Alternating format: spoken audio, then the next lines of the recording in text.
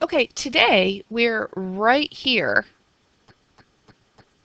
on our planning sheet, and our task in class today is to finish source 2 and plan our final product.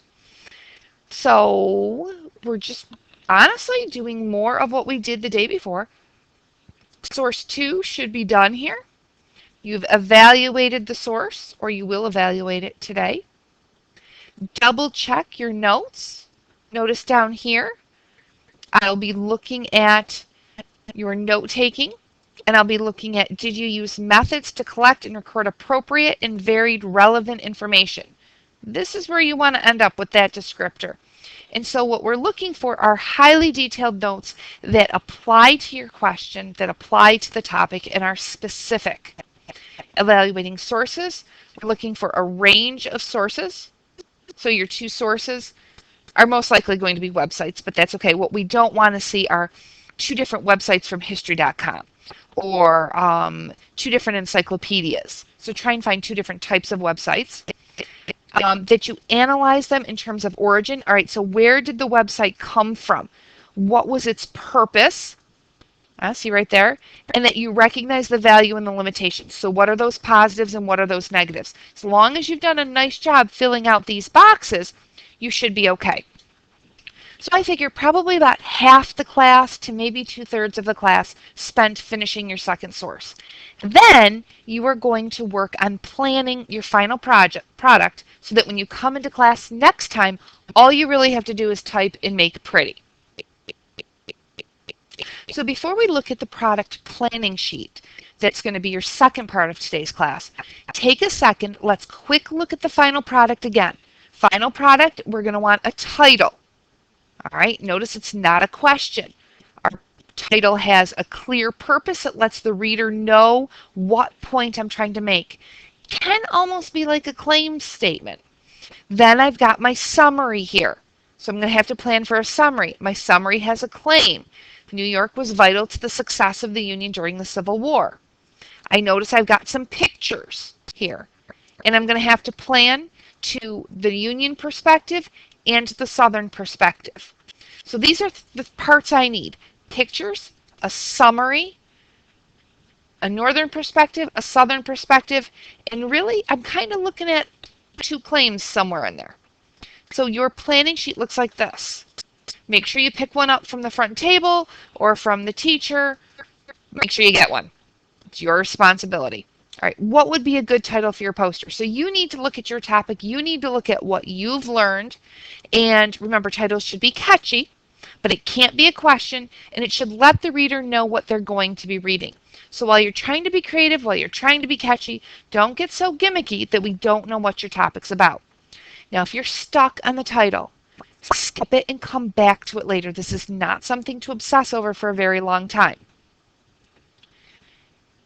Here, we're looking at that overall summary that we saw right here.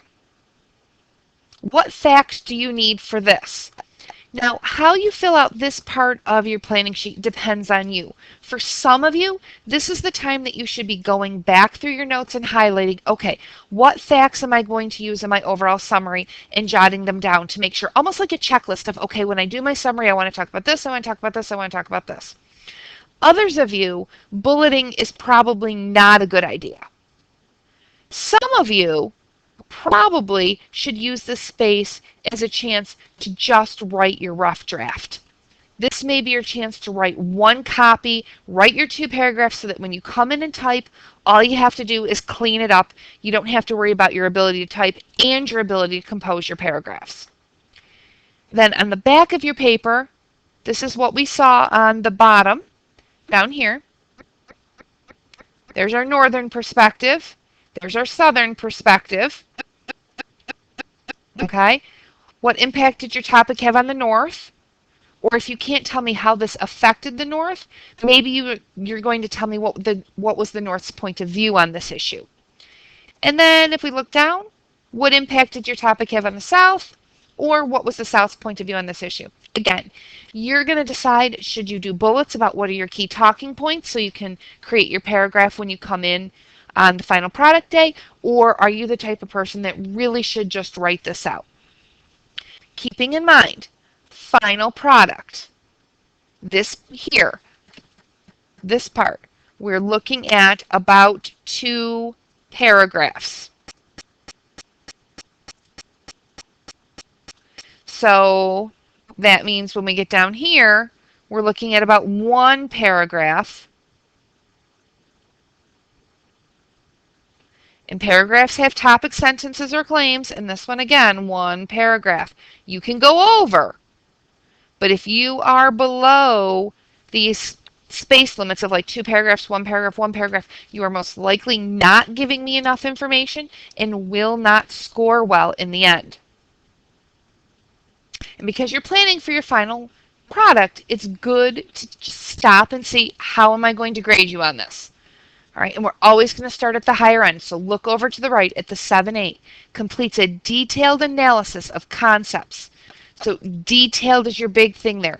Analysis, you think about the pros and the cons. How do things go together? All right. Summarizes information to make consistent, well-supported arguments. So you make a claim and then you support it with details. And you clearly recognize different perspectives. That's that North and the South, and you consistently explain their implications. Why is it important that the North had fewer machines? Why is it important that the South had better generals? Or whatever you would need in terms of your topic. But why is it important? That's what this last part where it says explains their implications is. So keeping all this in mind, today, last review, your goal is to finish your notes for source 2 and plan your final product. We'll worry about finding pictures next class. That doesn't take any of you terribly long. All right, get to work. Silent individual work. Go.